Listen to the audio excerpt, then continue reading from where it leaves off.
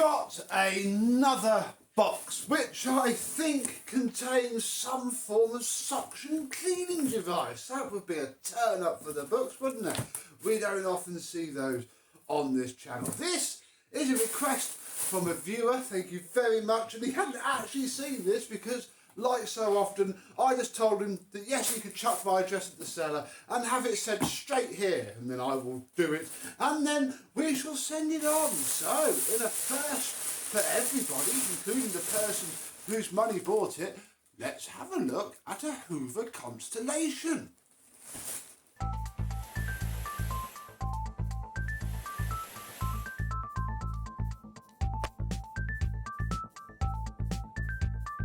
Yes, hello, my floating Hoover chums. How are you today? Yes, we have ourselves, it's a blue Constellation. We have had a couple of these now, and here is another one. eBay fresh, looking, you know, a little bit worn here and there, but, you know, it's not too bad. Yeah, that's certainly interesting. Let's have a look at what we have, because I don't really know at all. I don't even remember seeing the eBay listing, so if you did, here you go. You get to experience what you could have won. And immediately I am guessing that this cable is not original. They weren't using ribbed cables by, this will be a 1980s model. Where are we? Oh, we'll read it together.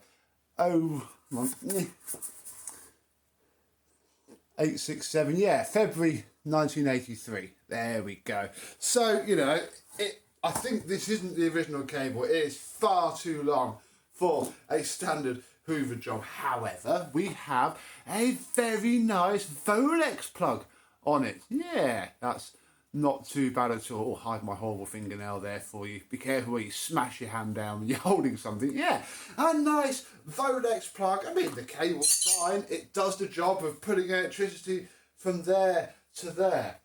Oh my goodness. The more I look, the more I wonder what is going on. I mean, the handle itself, I quite like, actually. That is, you know, that is decent. It's all of these rivets smashed into the top that I'm not entirely sure what they're trying to prove.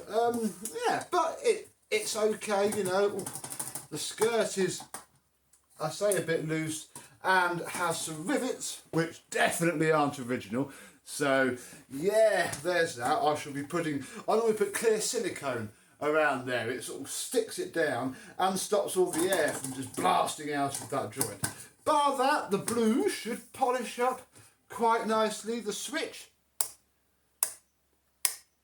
I think, will be okay. Just a bit of a shame about this top part. I mean, it's not actually rusty. It's just, you know, in need of a repaint. Let's lift the lid and see what's below all of these rivets. Alright, what's lurking behind door number 1? Oh, wow. Okay, well, immediately, and we'll have to turn this around now. Look, it's been overhauled before. I mean, I wouldn't call that overhaul. I would call that beeped up. But May 97, Feb 99, June 9, so it's been refurbished 3 times. Wow. And each time destroyed. Oh dear, oh dear. So, we have, our handle is held on by 2 massive bolts. There is then 1, 2, 3 random unknown rivets. We do have a genuine bag, at least, which is very good to see, I guess. Then, oh my goodness, just a flip load of powder. I'm assuming it's plaster dust. It doesn't taste like cocaine. So, yeah, it's not been loved, to say the least. I guess what we should do first, because I want to take the lid off, but I want us to experience this thing. And all of it, don't forget, it's been refurbished 3 times by people who obviously know exactly what they're doing, and I fully trust that they were fine doing it. So I don't see any reason, I mean, I don't think we can do any work to this. It's already been refurbished. Plug it into my RCD protected socket up there. Oh, well, that's a good start, isn't it? It doesn't work at all. Oh, they must have done a rubbish job refurbishing it. Let the troubleshooting begin. Let's start with the simple things and look inside of our plug, and for some reason it's been earthed. You don't need, it's not going to matter, but you don't need to, but it is. Got the multimeter here. Does the fuse work? No, it doesn't. That's terrifying, because this is a 13 amp fuse as well. There is no way that this should blow a 13 amp fuse. You could fit a 5 amp fuse to this and it would be okay. So immediately we are going to go straight for the jugular and just check that the motor isn't, hasn't been on fire or exists. That would be good, to see what could possibly have made that fuse go kabang. Could just been their wiring in their house, which is fine, but better safe than sorry. Especially with something that is literally entirely metal. 1 screw, 2 screws, and then, of course, because hey, it was restored by an expert, the third one is a slotted screw, which I don't think this should have. This is an actually Hoover Constellation screw, but from the older ones, because from the 80s, they were all crossheads like that. But never mind, I'm sure we're not going to find anything more than that. Right, what's behind door number 2? Ooh. Well, somebody has been in here before, because again, they've left the tails of this wire really flipping long, but again, that's not the end of the world. Suppressor hasn't, here's a sniff test, hasn't gone kaboom yet. The motor seems quite well used, but turns, I think it'll be okay. Yeah, I can't see anything. I'm looking at the segments of the commutator, because if one of those is burnt off, that will be why. And yeah, that all seems, doable, really. Let's just remove this 1 screw here, which will allow us access to our beautiful mains flex wire. Let me just bring you a little bit closer, and then boop, there we go. Look, we have all of that there. Let's just check that, we know our fuse has gone, but has it gone because something has shorted out? So we'll put a thing to there, and then in theory, where's my other wire? Yep, that's fine. That's fine.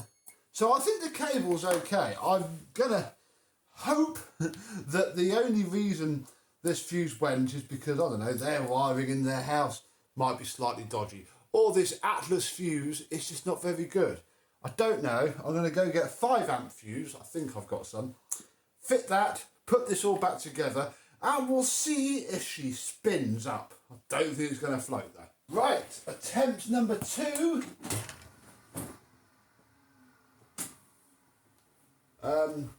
Okay, that just fired up and then stopped, which is incredibly worrying. Let us check. I mean, I even found a Volex branded flipping fuse. That's just popped that fuse. We are in trouble.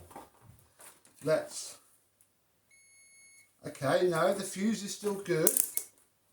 And the motor definitely turned. I'm hoping you heard that on camera. Let's check again.